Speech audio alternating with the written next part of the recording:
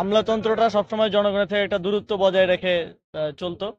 তো আমরা মনে করি যে তারাও জনগণের সেবক হিসেবেই নিয়োগ পেয়েছেন, এবং সেই সেবাটা যেন তারা জনগণকে দেন এবং জনগণের পাশে দাঁড়িয়ে সেটা দেন, কোনো প্রভুত্বমূলক কোনো জায়গায় না থেকে ওই দূরত্বটা যাতে কমিয়ে আনা যায় মাঠ প্রশাসন সরকারের সাথে জনগণের। সেটার জন্য আমরা আরো সামনে পলিসি লেভেলে কাজ করব।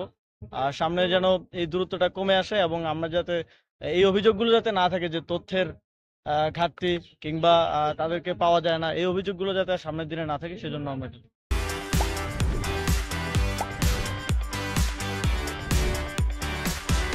ইতিমধ্যে আমরা এটা নিয়ে উদ্যোগ নিয়েছি। আমরা আসার পরে দেখলাম যে আহ, যে কয়টা স্টেডিয়ামই আছে এগুলোরই যথার্থ সংস্কার কিংবা যথার্থ ব্যবহারযোগ্যতা নেই।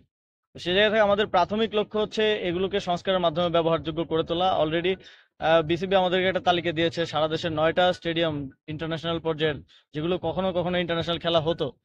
কয়েকটা আছে যে 26 বছর আগে একবার ইন্টারন্যাশনাল খেলা হয়েছে, তারপর আর ব্যবহারযোগ্যতা নেই। তো সেগুলোকে সংস্কারের মাধ্যমে প্রথমে ব্যবহারযোগ্য করা।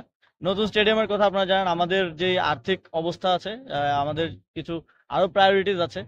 তো সেই জায়গা থেকে আমরা নতুন কিছু তৈরি করার আগে আমাদের যে বর্তমান এক্সিস্টিং যেগুলো আছে সেগুলোকে উপযুক্ত করে গড়ে তুলবো, এবং একই সাথে বাফুফেকেও আমরা নির্দেশনা দিয়েছি যে আপনারাও একটা তালিকা দেন যে ফুটবল স্টেডিয়াম কোনগুলোকে আমরা আবার রিভাইভ করতে পারি, খেলার উপযুক্ত করতে পারি। আপনারা জানেন ক্রীড়া সংস্থাগুলো জেলা ক্রীড়া সংস্থা, উপজেলা এবং বিভাগীয় ক্রীড়া সংস্থা পুনর্গঠন চলছে। চলার পরে আমরা বলেছি যে তাদের জবাবদিহিতা নিশ্চিতের মাধ্যমে তারা যেন একদম প্রান্তিক পর্যায়ে পর্যন্ত খেলাধুলাকে পৌঁছে দেয়, আবার আগের মতো টুর্নামেন্ট গুলো যেন আবার পরিচালিত হয়, এবং আহ, তরুণরা যুবকরা যাতে এর মধ্যে অংশগ্রহণ করতে পারে। এবং আপনারা এটাও জানেন যে আমাদের মাননীয় প্রধান উপদেষ্টার সরাসরি তত্ত্বাবধানে আমরা একটা ইউথ ফেস্টিভ্যাল করতে যাচ্ছি। এই বিপিএল খেলার যে সময়টা, এই সময়টাকে কেন্দ্র করে শুধু স্টেডিয়ামে না, স্টেডিয়ামের বাইরেও সারা দেশে একটা ইউথ ফেস্টিভ্যাল করার একটা পরিকল্পনা আমাদের আছে।